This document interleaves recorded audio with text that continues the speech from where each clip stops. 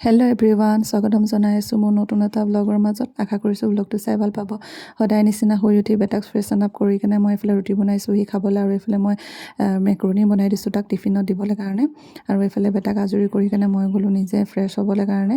আহি কিনে মই আমাৰ কাৰণে ৰুটি বনাই লৈছোঁ খাবলৈ, আৰু ৰুটিৰ লগত মই গাখীৰ চাহ বনাই লৈছোঁ খাবলৈ। খাই কেনে আকৌ এইফালে গ'লোঁ মই নিজৰ কাম লাগিবলৈ কাৰণে। কাপোৰ কেইটামান আছিলে জাপিবলৈ, মই কাপোৰকেইটাও জাপি ল'লোঁ এক চুটকিত। এইটো অৱশ্যে মই ৱাচিমাৰ নকল কৰিলোঁ দেই, কৈ দিছোঁ কাৰণ ৱাচিমাকটো সকলোৱে চিনি পায়। আৰু এইফালে বিচনাখনো পাৰি লৈছোঁ ধুনীয়াকৈ। পাৰি কিনে মই এইফালে মানি প্লাণ্টটো চাইছিলোঁ, দেখিছোঁ যে খুব শুকান হৈ আছে মাটিখিনি, সৰু সৰু একদম চিপচিপকৈ বৰষুণ দি আছিলে। ভাবিলোঁ বাহিৰত ওলোৱাই দিওঁ, তিতি যাব ভালেই হ'ব আৰু। কিন্তু বাহিৰত ওলাই দিয়াৰ পিছত আকৌ বৰষুণ যাক একেবাৰে নিদিয়াই হৈ থাকিলে। হ'লেও মই থৈ দিলোঁ অলপ দেৰি বাহিৰতে। তাৰপিছত ৰুমটো চিজিল কৰি ধুনীয়াকৈ সাৰি পচি লৈছোঁ। এইফালে ভাতখিনিও জোৰাই লৈছিলোঁ, কাঁহী বাতি ধুবলৈ আছিলে মোৰ। তো এইখিনিও জোৰাই কিনে মই কাঁহী বাতিখিনিও ধুই ল'লোঁ। ধুই কিনে বাহিৰত ওলাই দিলোঁ কাঁহী বাতিখিনি। আৰু এইফালে পানী পৰি গৈছিলে, সেইখিনিও চফা কৰি ল'লোঁ। আৰু মই ভিতৰত আনি কিনে মানি প্লাণ্টটো ভিতৰৰ পৰাই পানী দি দিছোঁ। আৰু এইটো দেখিছে যে ধুনীয়া মানে টেমাটো, এইটো আপোনাৰ আইচক্ৰীমৰ টেমা আছিলে। আৰু এইখিনি গোটেইখিনি মই ডেক'ৰেশ্যন নিজে কৰি লৈছিলোঁ।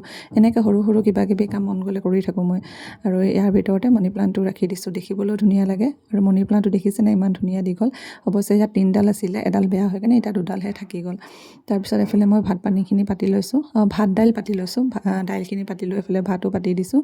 আৰু লগতে মই এইফালে দাংবডি ধুই লৈছোঁ। মই দাংবডিখিনি কটাৰ আগতে গোটাকৈ ধুই লৈছোঁ। এনেকৈ ধুই ল'লে বেছি তেতিয়া লেতেৰাটো ওলায় মানে চব্জিৰ পৰা।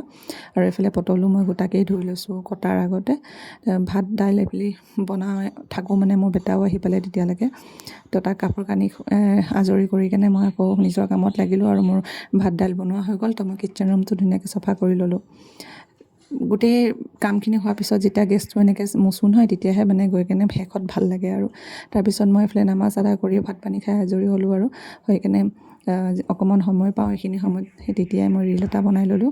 যোৱাকালি এইটো ৰীল বনাইছিলোঁ, খুব ধুনীয়া ৰেচপঞ্চ দিছে আপোনালোকে, তাৰ কাৰণে থেংক ইউ। এইখিনিও অকণমান ভিডিঅ' কৰি ল'লোঁ মই ৰীল বনোৱাৰ লগতে।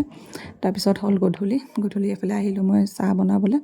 আৰু আমাৰ বিস্কুট খোৱা মেকুৰীজনীকো এইফালে বিস্কুট দি লৈছোঁ। আৰু লগতে মই জলপান বনালোঁ কালি চাহৰ লগত খাবলৈ কাৰণে।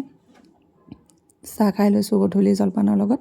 তাৰপিছত আকৌ গ'লোঁ মই ৰাতিৰ ভাত যোগাৰ কৰিবলৈ কাৰণে।